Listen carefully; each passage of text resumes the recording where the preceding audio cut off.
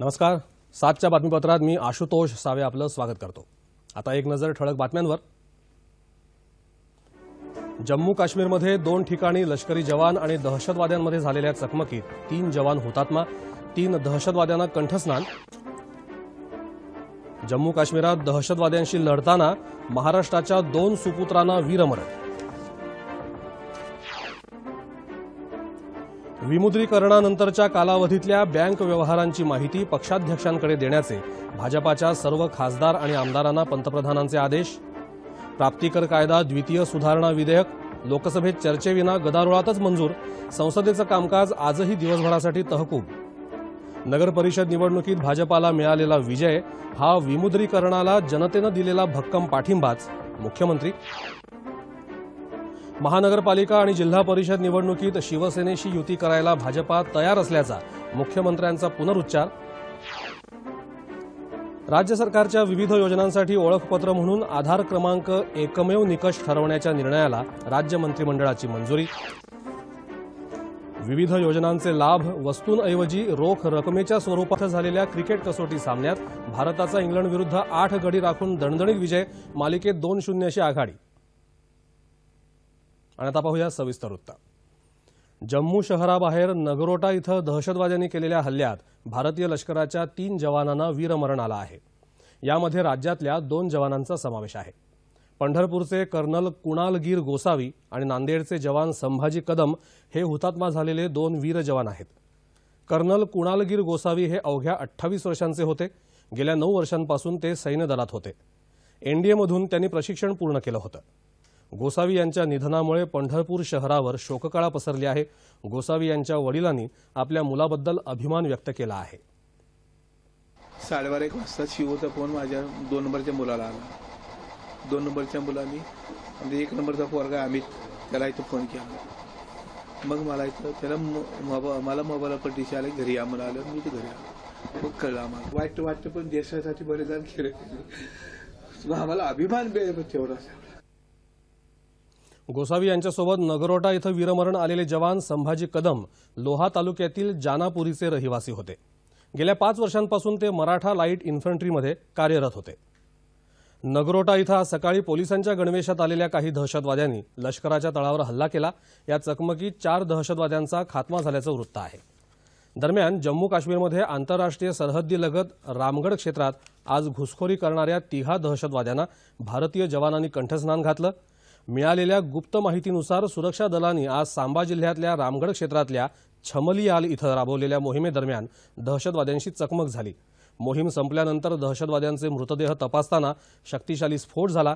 त्यात सुरक्षा दलाचे 7 जवान जखमी झाले अशी माहिती संरक्षण सूत्रांनी दिली आहे. पंतप्रधान नरेंद्र मोदी यांनी आज झालेल्या भाजपा संसदीय समितीच्या बैठकीत भाजपाच्या सर्व आमदार आणि खासदारांना 8 नोव्हेंबर ते 31 डिसेंबर या कालावधीतल्या बँक खात्यांमधल्या आपल्या व्यवहारांची माहिती भाजपाचे अध्यक्ष अमित शहा यांच्याकडे देण्याचे आदेश दिले आहेत. आयकर सुधारणा विधेयक काळा पैसा पांढरा करण्यासाठी नाही, तर हा पैसा गरिबांसाठीच्या कल्याणकारी योजनांमध्ये वापरण्यासाठी आहे, असं मोदी यांनी स्पष्ट केलं. या विधेयकाच्या तरतुदीनुसार काळा पैसा जाहीर करणाऱ्यांना 50% रक्कम कर आणि दंडाच्या स्वरूपात भरावी लागणार आहे. ही रक्कम गरिबांसाठीच्या कल्याणकारी योजनांमध्ये वापरण्यात येणार आहे.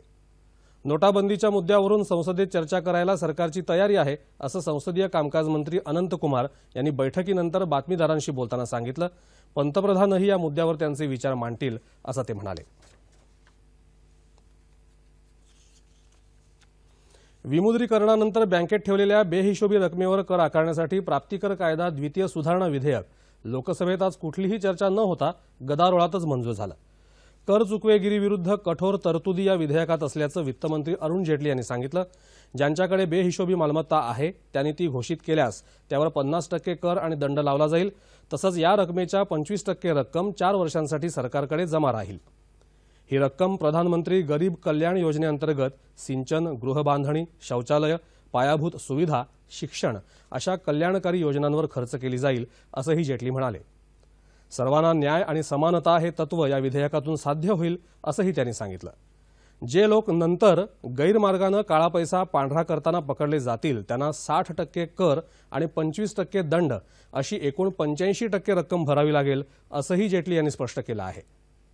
हे विधेयक कुठलीही पूर्वसूचना न देता चर्चेला आणलं जात आहे असा आरोप विरोधकांनी केला। त्यानंतर झालेल्या गदारोळामुळे लोकसभेचं कामकाज आज दिवसभरासाठी तहकूब करण्यात आलं। विमुद्रीकरणाच्या मुद्द्यावरून झालेल्या गदारोळामुळे राज्यसभेचं कामकाजही दुपारी दिवसभरासाठी तहकूब करण्यात आलं। नगरपरिषद आणि नगरपंचायतींच्या पहिल्या टप्प्यात झालेल्या निवडणुकांमध्ये सत्ताधारी भाजपानं बाजी मारली आहे। 2011ला झालेल्या निवडणुकीच्या तुलनेत भाजपाच्या जागा तिपटीनं वाढल्या आहेत। यंदा पहिल्यांदाच झालेल्या नगराध्यक्षांच्या थेट निवडणुकीत 147 जागांपैकी भाजपा 52 जागांवर तर खालोखाल शिवसेना 25 जागांवर निवडून आली आहे। काँग्रेस 22, राष्ट्रवादी काँग्रेस 17 तर वेगवेगळ्या आघाड्यांचे तसंच अपक्ष उमेदवार 30 ठिकाणी निवडून आले आहेत। याआधी 8 नगराध्यक्ष असलेल्या भाजपाला आता 52 जागांवर सत्ता मिळाली आहे। भाजपाच्या नगरसेवकांच्या संख्येतही लक्षणीय वाढ झाली आहे। या निवडणुकीत भाजपाचे एकूण 851 नगरसेवक निवडून आले। त्या खालोखाल काँग्रेसचे 689, राष्ट्रवादीचे 665 तर शिवसेनेचे 529 उमेदवार निवडून आले। 954 ठिकाणी इतर पक्षांच्या तसंच स्थानिक आघाड्यांच्या उमेदवारांना विजय मिळाला। 34 महापालिकांमध्ये त्रिशंकू स्थिती आहे। नगरपालिका निवडणुकीत भाजपाला मिळालेला विजय हा केंद्र सरकारच्या विमुद्रीकरणाच्या निर्णयाला जनतेनं दिलेला भक्कम पाठिंबा आहे असं मुख्यमंत्री देवेंद्र फडणवीस म्हणाले। या विजयानंतर मुंबईतल्या प्रदेश मुख्यालयात आज झालेल्या पत्रकार परिषदेत ते बोलत होते। या निवडणुकीत आम्ही सकारात्मक प्रचार केला, शहरं अधिक चांगली कशी होतील याविषयी आमची योजना लोकांपर्यंत पोहोचवली। या भूमिकेला जनतेनं मतपेटीतून प्रतिसाद दिला असं सांगत हा विजय महाराष्ट्राला अर्पण करत आहोत असं मुख्यमंत्री म्हणाले। नगरपालिकांच्या निवडणुकीत पहिल्यांदाच भाजपाला इतकं यश मिळाल्याबाबत त्यांनी आनंद व्यक्त केला। शिवसेनेसोबत युती करण्याची चर्चा उशिरानं सुरू झाली। युती न झाल्यानं काही ठिकाणी नुकसान सोसावं लागलं असं मुख्यमंत्री म्हणाले। महानगरपालिकेच्या निवडणुकीत शिवसेनेशी युती करायला भाजपा तयार असून याविषयी शिवसेनेसोबत लवकरच चर्चा करू असंही त्यांनी सांगितलं। आगामी महापालिका आणि जिल्हा परिषदांच्या निवडणुकांमध्ये भाजपालाच यश मिळेल असा विश्वासही त्यांनी व्यक्त केला। विमुद्रीकरणाच्या निर्णयामुळे जनतेमध्ये रोष असून ते सरकार विरोधात जातील अशी विरोधकांची अटकळ होती। मात्र जनतेनं या भ्रष्टाचाराविरोधातल्या लढाईत सरकारसोबत असल्याचा कौल दिला आहे असंही मुख्यमंत्र्यांनी स्पष्ट केलं। काळा पैसा संपवण्यासाठी 50 दिवस त्रास सहन करा असं आवाहन मुख्यमंत्र्यांनी जनतेला केलं। ही स्थानिक स्वराज्य संस्थांची निवडणूक असली तरीही जनतेची भाजपाविषयीची पसंती यामधून व्यक्त झाल्यानं आमचा हुरूप वाढला आहे अशी प्रतिक्रिया प्रदेशाध्यक्ष रावसाहेब दानवे यांनी यावेळी व्यक्त केली। भाजपाचे नेते आणि कार्यकर्ते यावेळी मोठ्या संख्येनं उपस्थित होते। राज्य सरकारच्या विविध योजनांसाठी ओळखपत्र म्हणून आधार क्रमांक हा एकमेव निकष असण्यासाठी सर्वसमावेशक नियम तयार करण्याला राज्य मंत्रिमंडळानं आज मंजुरी दिली। विविध योजनांचे लाभ वस्तूऐवजी रोख रकमेच्या स्वरूपात लाभार्थ्यांना देण्याच्या धोरणालाही आज मंजुरी मिळाली। हायब्रिड अॅन्युइटी तत्वावर राज्यातल्या रस्ते आणि पुलांची सुधारणा करण्याचा निर्णयही घेण्यात आला। राष्ट्रीय नदी कृती योजनेअंतर्गत मुळा मुठा नद्यांच्या प्रदूषण निर्मूलनासाठी 990 कोटी रुपयांचा प्रकल्प राबवण्यालाही मान्यता देण्यात आली। शासकीय अधिकारी आणि कर्मचाऱ्यांच्या प्रतिनियुक्तीविषयीचं नवं धोरण निश्चित करण्यात आलं। प्रधानमंत्री कृषी सिंचन योजनेअंतर्गत राज्यातल्या 26 पाटबंधारे प्रकल्पांसाठी नाबार्डकडून कर्ज घ्यायला मंजुरी देण्यात आली। महाराष्ट्र परावैद्यक परिषद विधेयकात सुधारणा करण्यासही आज मान्यता देण्यात आली। केंद्र शासनाच्या विमुद्रीकरणाच्या निर्णयानंतर भारतीय अर्थव्यवस्थेनं डिजिटल अर्थव्यवस्थेच्या दिशेनं सकारात्मक पावलं टाकणं सुरू केलं आहे। मात्र हा लांब पल्ल्याचा प्रवास पूर्ण होण्यासाठी भारतीय अर्थव्यवस्थेतील मुख्य घटक असलेल्या भारतीय कृषी अर्थव्यवस्थेचं डिजिटल होणं अत्यंत महत्त्वाचं आहे।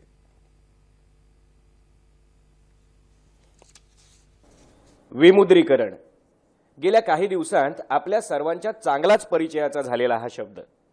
या एका शब्दावर आधारलेल्या केंद्र शासनाच्या निर्णयानं 500 आणि हजारांच्या नोटांच्या स्वरूपातील आपल्या हातातली रोख रक्कम अचानक आपल्या बँक खात्यात वळती केली। अर्थात त्यामुळे आर्थिक व्यवहारांकरता रोख रकमेची तात्पुरती चणचण निर्माण झाली हे खरंच। मात्र त्यामुळेच ऑनलाईन बँकिंग आणि अनेक प्रकारच्या ई-व्हॅलेट सोयींचा वापर करून आपले दैनंदिन आर्थिक व्यवहार सुरळीत करता येतात ही बाब आपल्या अनेकांच्या सवयीची होण्यासही सुरुवात झाली हेही तितकंच खरं। एका अर्थानं या प्रक्रियेला भारतीय अर्थव्यवस्था डिजिटल होण्याच्या दिशेनं पडत असलेली सकारात्मक पावलं असं नक्कीच म्हणता येईल। दैनंदिन व्यवहारांपलीकडे जात भारतीय अर्थव्यवस्थेशी निगडीत सर्वच क्षेत्रांनी आपापल्या आर्थिक व्यवहारांना माहिती तंत्रज्ञानाधारित सेवांशी जोडून घेतलं तरच भारतीय अर्थव्यवस्थेचा डिजिटल अर्थव्यवस्थेच्या दिशेनं सुरू झालेला प्रवास पूर्ण होऊ शकेल। भारताचं कृषी क्षेत्र हे असंच भारतीय अर्थव्यवस्थेतलं अत्यंत महत्त्वाचं क्षेत्र। मात्र आजही अगदी बियाणं आणि खतं विकत घेणं असो वा आपला शेतमाल विकायचा असो, कृषी क्षेत्रातले बरेचसे व्यवहार हे तसे रोख रकमेवर आधारलेलेच। सहकारी बँकांवर आधारलेल्या या क्षेत्राचा मुख्य प्रवाहातील बँक व्यवस्थेशी येणारा संबंधही तसा मर्यादितच। म्हणूनच भारतीय अर्थव्यवस्थेला खऱ्या अर्थानं डिजिटल करायचं असेल तर कृषी आधारित अर्थव्यवस्थेतही त्या दृष्टीनं बदल होणं गरजेचं आहे। म्हणूनच सध्या रोख रकमेची असलेली तात्पुरती कमतरता ही शेतकऱ्यांना डिजिटल व्यवहारांची मिळालेली संधी आहे असं नक्कीच म्हणता येईल। त्यासाठीच शेतकरी बांधव आणि सहकारी बँकांनी माहिती तंत्रज्ञानाधारित मोबाईल बँकिंग सारख्या सेवांचीही कास धरायला हवी। हे जितक्या वेगानं घडेल तितक्याच वेगानं देशाची अर्थव्यवस्थाही डिजिटल होईल हे नक्की। केंद्र सरकारनं 8 नोव्हेंबरला विमुद्रीकरणाचा निर्णय जाहीर केला। या निर्णयामुळे प्रवाशांची सुट्या पैशाअभावी तारांबळ होऊ नये म्हणून अकोल्याचे संदीप आणि मुरलीधर पाटील या हॉटेल मालकांनी प्रवाशांना सध्या पैशांची अपेक्षा न करता जेवण द्यायला सुरुवात केली। पाटील बंधूंनी सेवाभावी वृत्तीनं केलेल्या कामाचा हा वृत्तांत। अन्नदान हे श्रेष्ठदान आहे असं म्हणतात ते खरंच, आणि याचं प्रत्यक्ष मूर्तिमंत उदाहरण म्हणजे अकोल्याचे संदीप पाटील आणि मुरलीधर पाटील। अकोल्याहून जाणाऱ्या राष्ट्रीय महामार्ग क्रमांक 6 वर बाळापूरजवळ संदीप आणि मुरलीधर पाटील यांचं हॉटेल मराठा आहे। सरकारनं विमुद्रीकरणाचा निर्णय घेतला आणि या निर्णयामुळे सुट्या पैशांअभावी प्रवाशांची तारांबळ होऊ नये म्हणून संदीप आणि मुरलीधर पाटील यांनी त्यांच्या हॉटेलात जेवायला येणाऱ्या लोकांना सुटे पैसे नसले तरी मोफत जेवण द्यायला सुरुवात केली। पुढच्या वेळेस जेव्हा याल तेव्हा पैसे द्या असं म्हणून प्रवाशांना माघारी न पाठवता सेवाभावी वृत्तीनं ते हे काम अजूनही करत आहेत। एक फॅमिली जेव्हा इथं आली, पुण्याची फॅमिली होती, तर त्यांनी म्हटलं की आम्ही सकाळपासून निघालेलो, आम्हाला माहीत नाही चलन बंद झाले म्हणून 500-1000च्या नोटा आमच्याजवळ भरपूर आहेत, पण कोणी आम्हाला चहा सुद्धा पाजत नाही आहे। पहिले विचारतात तुमच्याजवळ 500-1000च्या नोटा आहेत काय, असतील तर इथं चहा पण घेऊ नका, जेवण पण करू नका। तर त्यांना आधी सांगितलं की तुम्ही आधी जेवण करून घ्या, नंतर पाहू काय आहे। तर त्यांच्या चेहऱ्यावर जे समाधान पाहायला मिळालं आम्हाला, तर आम्हाला एक आत्मिक सुख मिळालं। विमुद्रीकरणाच्या निर्णयामुळे सुट्या पैशांची चणचण प्रवाशांना भासू लागली। त्यावेळी जणू काही देवच अडचणीच्या काळात मदतीला धावून आला असं वाटतंय। अशा शब्दात त्यांच्या या उपक्रमाचं प्रवाशांकडून देखील कौतुक केलं जात आहे। प्रवासांची सोय जी केली आहे ती खूप उत्तम केली आहे आणि 1500च्या नोटांची त्यांनी अडचण दूर केली असं म्हणू शकतो। गेल्या 8 दिवसात तब्बल 450 प्रवासी इथे जेवून गेले आहेत आणि दुसऱ्यांदा येताना प्रामाणिकपणे जेवणाचे पैसेही ते परत करत आहेत हे विशेष। मन की बात या कार्यक्रमात खुद्द पंतप्रधान नरेंद्र मोदी यांनीही पाटील बंधूंच्या या सेवावृत्तीचं कौतुकच केलं। आज भारताचे पंतप्रधान यांनी आमचं मन की बात मध्ये नाव घेतलं, तीही नरेंद्रजी मोदी साहेबांनी नाव घेतलं। एवढे मोठे ग्रेट प्राईम मिनिस्टर त्यांनी आमचं नाव घेतलं, त्याबद्दल आम्हाला फार अभिमान वाटला। मानवता हाच खरा धर्म हे पाटील बंधूंनी त्यांच्या उपक्रमातून दाखवून दिलंय। मात्र सध्याच्या काळात दुसऱ्यावर विश्वास ठेवून त्यांना मदत करणं हे कौतुकास्पद आहे असंच म्हणावं लागेल।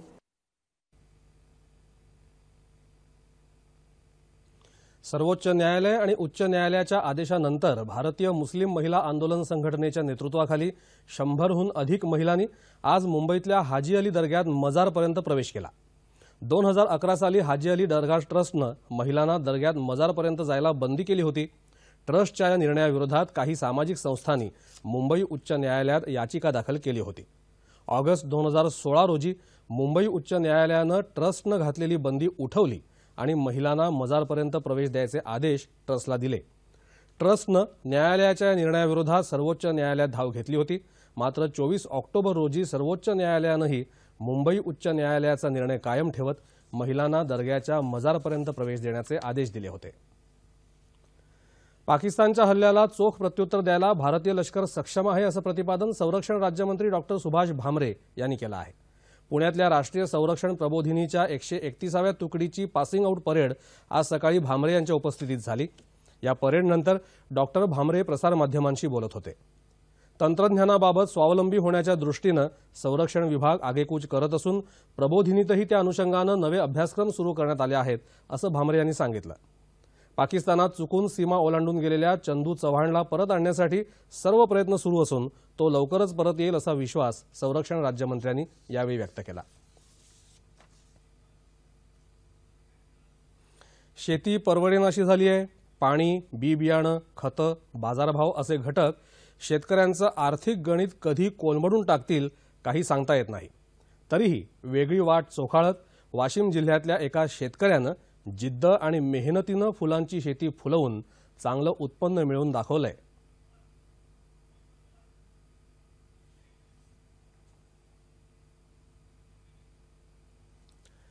ग्रामीण विद्यार्थ्यांमध्ये स्पर्धा परीक्षा देण्याची आवड निर्माण व्हावी या उद्देशानं वाशिमचे जिल्हाधिकारी राहुल द्विवेदी यांनी विशेष मोहीम सुरू केली आहे. सरकारी सुट्टीच्या दिवशी जिल्हाधिकारी स्वतः इथल्या नवोदय विद्यालयात विद्यार्थ्यांना स्पर्धा परीक्षांसाठी मार्गदर्शन करतात. त्यांच्या या मार्गदर्शनामुळे आतापर्यंत 8 विद्यार्थ्यांना स्पर्धा परीक्षांमध्ये यश मिळालं आहे. मागील 1.5 वर्षांपासून ते हे काम करत आहेत. वर्षभरात केवळ 2 सुट्ट्या घेऊन शासकीय कर्मचाऱ्यांमध्ये त्यांनी नवा आदर्श निर्माण केला आहे.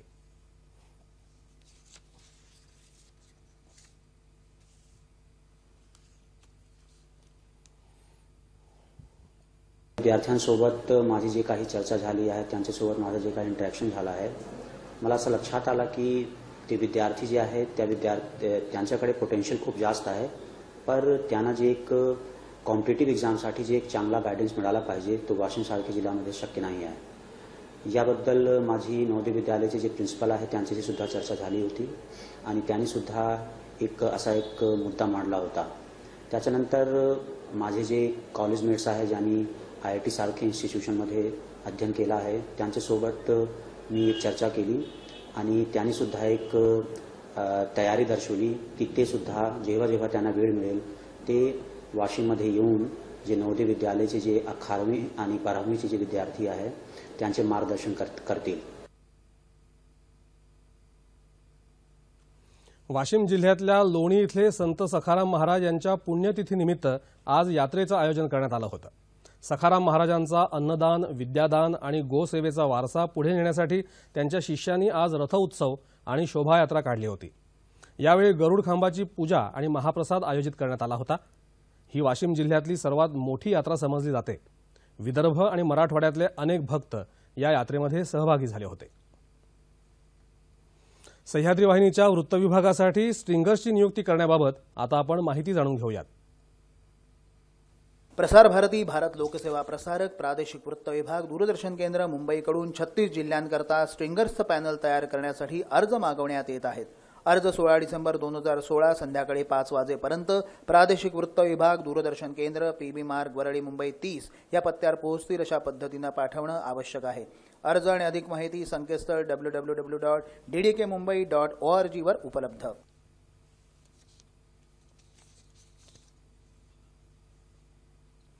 कोलंबियातल्या मिडिलिन शहरात बोलिव्हियाहून निघालेलं एक प्रवासी विमान कोसळून झालेल्या अपघातात 75 जण दगावले आहेत. या विमानामध्ये दक्षिण ब्राझीलमधल्या चॅपकोन्स या स्थानिक क्लबच्या फुटबॉल संघासह एकूण 81 प्रवासी होते. या दुर्घटनेत 6 जण बचावले असून त्यात 3 फुटबॉल खेळाडू आहेत. या सर्वांना रुग्णालयात दाखल करण्यात आलं आहे. कोपा सुदामेरिका स्पर्धेच्या अंतिम सामन्यासाठी हा संघ कोलंबियाला येत होता.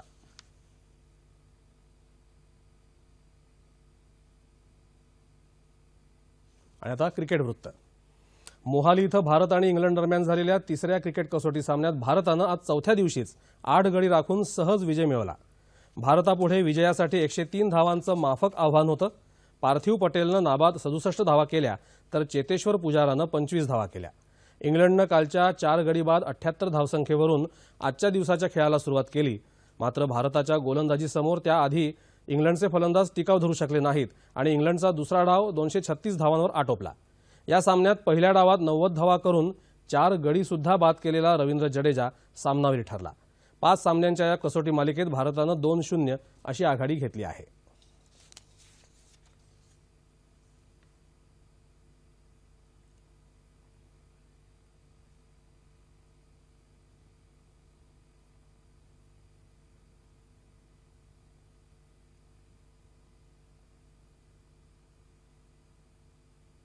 हवामान. मध्य महाराष्ट्र आणि विदर्भाच्या काही भागात किमान तापमानात सरासरीच्या तुलनेत लक्षणीय घट झाली असून काही प्रमाणात गारठा वाढला आहे. कोकण आणि मराठवाड्याच्या काही भागात किमान तापमानात सरासरीच्या तुलनेत किंचित घट झाली. राज्यात सर्वात कमी तापमान अहमदनगर इथं 8.2 अंश सेल्सिअस इतकं नोंदवलं गेलं. येत्या 24 तासात संपूर्ण राज्यात हवामान कोरडं राहण्याची शक्यता हवामान खात्यानं वर्तवली आहे. तापमान अंश सेल्सिअसमध्ये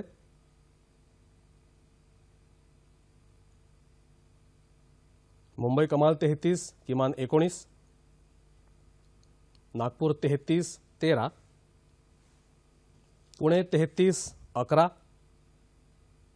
औरंगाबाद 33, 13, नाशिक 33, 10, कोल्हापूर 32, 16, रत्नागिरी 34, 18, सोलापूर 35, 13 आणि अमरावती कमाल 32 आणि किमान 12 अंश सेल्सिअस. आणि शेवटी ठळक बातम्या पुन्हा एकदा. जम्मू काश्मीरमध्ये 2 ठिकाणी लष्करी जवान आणि दहशतवाद्यांमध्ये झालेल्या चकमकीत 3 जवान हुतात्मा, 3 दहशतवाद्यांना कंठस्नान. जम्मू काश्मीरात दहशतवाद्यांशी लढताना महाराष्ट्राच्या 2 सुपुत्रांना वीरमरण. विमुद्रीकरणानंतरच्या कालावधीतल्या बँक व्यवहारांची माहिती पक्षाध्यक्षांकडे देण्याचे भाजपाच्या सर्व खासदार आणि आमदारांना पंतप्रधानांचे आदेश. प्राप्तिकर कायदा द्वितीय सुधारणा विधेयक लोकसभेत चर्चेविना गदारोळातच मंजूर. संसदेचं कामकाज आजही दिवसभरासाठी तहकूब. नगर परिषद निवडणुकीत भाजपाला मिळालेला विजय हा विमुद्रीकरणाला जनतेनं दिलेला भक्कम पाठिंबाच. मुख्यमंत्री. महानगरपालिका आणि जिल्हा परिषद निवडणुकीत शिवसेनेशी युती करायला भाजपा तयार असल्याचा मुख्यमंत्र्यांचा पुनरुच्चार. राज्य सरकारच्या विविध योजनांसाठी ओळखपत्र म्हणून आधार क्रमांक एकमेव निकष ठरवण्याचा राज्य मंत्रिमंडळाचा निर्णय. विविध योजनांचे लाभ वस्तूंऐवजी रोख रकमेच्या स्वरूपात लाभार्थ्यांना देण्याच्या प्रस्तावालाही राज्य मंत्रिमंडळाची मंजुरी. आणि मोहाली इथं झालेल्या क्रिकेट कसोटी सामन्यात भारताचा इंग्लंडविरुद्ध 8 गडी राखून दणदणीत विजय. मालिकेत 2-0 अशी आघाडी. याबरोबरच हे बातमीपत्र संपलं. 147 नगर परिषदा आणि 17 नगरपंचायतींच्या निवडणुकांचे निकाल काल जाहीर झाले. त्यामध्ये सर्वाधिक जागा जिंकणाऱ्या भारतीय जनता पार्टीला निमशहरी भागातल्या मतदारांनीही मोठ्या प्रमाणात मतदान केल्याचं दिसून आलं. या यशाचं विश्लेषण करण्यासाठी भाजपाचे मुख्य प्रवक्ते माधव भांडारी यांना आज रात्री 9:30च्या बातम्यांमध्ये निमंत्रित केलं आहे. तेव्हा पुन्हा भेटूया पुढील बातमीपत्रात आपल्या सह्याद्री वाहिनीवर. नमस्कार.